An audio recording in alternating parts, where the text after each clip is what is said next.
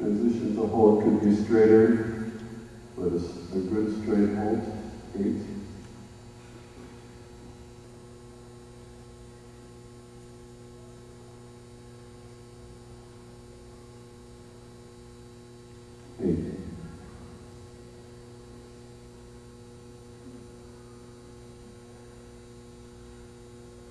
Medium walk, clear rhythm.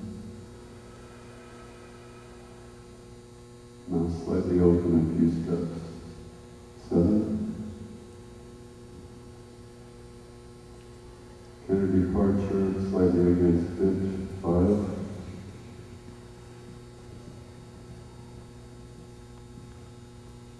Could cover more ground. 7. And I think maybe what you can maybe work on just a short moment, I don't want to get it too tight, but as you work and you did a good test, maybe just a little how we could maybe gain a fraction bit better quality in the collected canter through mainly doing one thing, is just more saying, go a little forward to a smaller medium and then come just a fraction back to the collection. So that we gain a little more the forward impulsion but throughness in the top line. And I like to do that on a curved line first, Jules, if you wouldn't mind. Kind of then, first of all, a little rounder, shorten your reins just a fraction. Now what I want to see is just first of all establish also a little more bend, not holding too much to the outside, but keep the curvature a little from your legs and hand. And now I want you to just write a half a circle, a little medium, and then a half a circle come to collection. So right and forward. That's it. And now just come very little back, but right forward with your legs in your comeback. Keep riding. In your coming back to collection, riding forward. Your reins getting too long now. You're letting the reins go farther and farther out, then you're just going to lose it. Just keep that impulsion, that's enough. And when you come back, just keep that same balance. Just bend your touch from the inner leg. Don't lean inward. But keep riding. Straight ahead.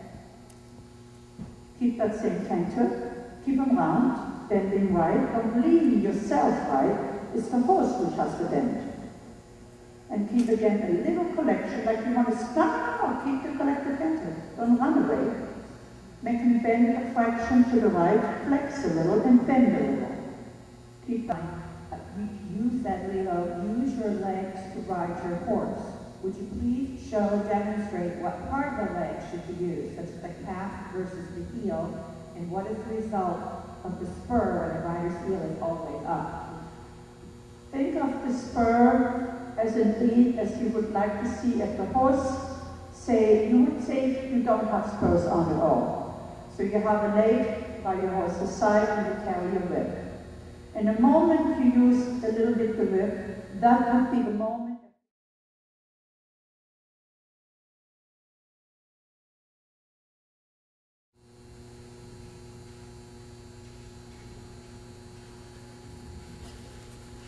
Well engaged and very straight. 8. Very good transition at M, could be straighter at K. 8. Most shoulder ends that I judge are too wide an angle. It's supposed to be a 30-degree angle. Mostly people ride it too wide. And to me, this needs more angle though in the Rockwell. Rockwell and Traverse should be at 35 degrees. That's quite a bit more, so maybe you can just work with that for a little bit. That's what I was trying to do. And what I really try working on is I do not work the shoulder in and run there that often on the rail. I take it maybe on the quarter line or I work it a little bit on the center line. Because the balls react to horses like a magnet. Still seeing sometimes a little confusion on where to end the turn on the haunches.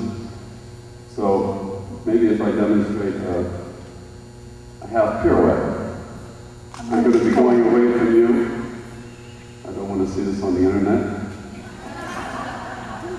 If I'm coming away from you and I'm going to make a half pirouette, the requirement is that the horse steps at the same place with the hind leg each step. So That means that I'm going to step the same place with the hind leg here, and now I'm going to end up one horse width to the right of where I ended. I want to go straight ahead now, because no judge at E or at C is going to be able to see that I'm a horse width off the line that I started on. If you try to go back to your line, you're losing your horse's alignment in preparation for the next one you have to make. So this is pretty important, I think. And we see it then, all right, so now with the turn on the haunches, of course, each step can be forward and sideways, so I'm going to end up a little bit further over this time, but still, I want to go straight ahead and stay on my line because we really cannot see that from there.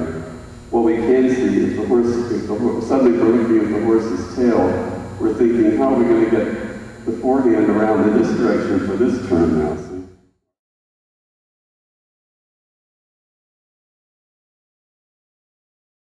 Needs a little more control and collection. Slight tilt to right, 7. Excuse me, 7. Some tilting to right in the first half circle. 7.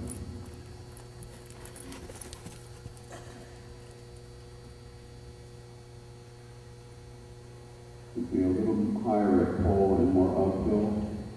8.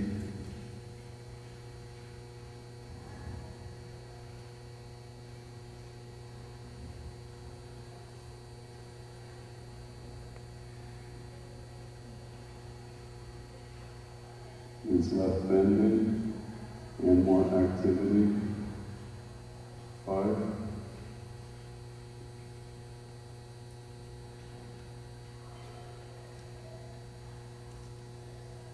Unsteady. 6. You turn on the haunches here, Debbie, you rode them much too small. And because you were trying to make the turn on the haunches is too tight, the horse was not able to manage. And because, you want to make sure that the turn on the haunches is give the horse enough of a room to step into the direction of its turn, rather than thinking about that you are going to turn and you literally, your eye focus was back there, and the horse was literally thinking backwards rather than thinking a little forwards. Yeah? And just go on and keep the contact upright. Think upright, walking into the bit. Now shorten the steps, but don't make the turn smaller. So right the turn toward the direction of the contact and turn the shoulders. Walk toward the bit, turn the shoulders. Turn the shoulders. Turn the shoulders, go out. You see, the horse still goes to sideways, so walk straight ahead or just put a corner to the right. I don't want you to do it again yet. Walk forward. Walk. Walk. Walk. You want to feel that she gives you a more active walk while she shortens the steps. So do it this time along the rail.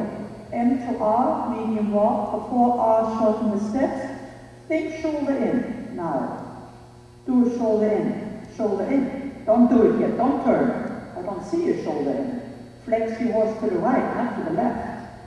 Now, think about that. She has to be able to turn with her left front leg to the right. So you have to allow now smaller the steps. Now turn the shoulders and just let the haunches step. And now turn the shoulder. Let the haunches step. Let them step. Let them step. And go out straight way. That's it. Give her a pat. That was much better. And also understand that the forehand has further to go around. And it also, again, helps to look a little to the inside of the horse so you know where you are. If you want the girth to come over, you're not looking to push the haunches in. You're looking to move the girth to the inside, which means your outside leg would not be very far.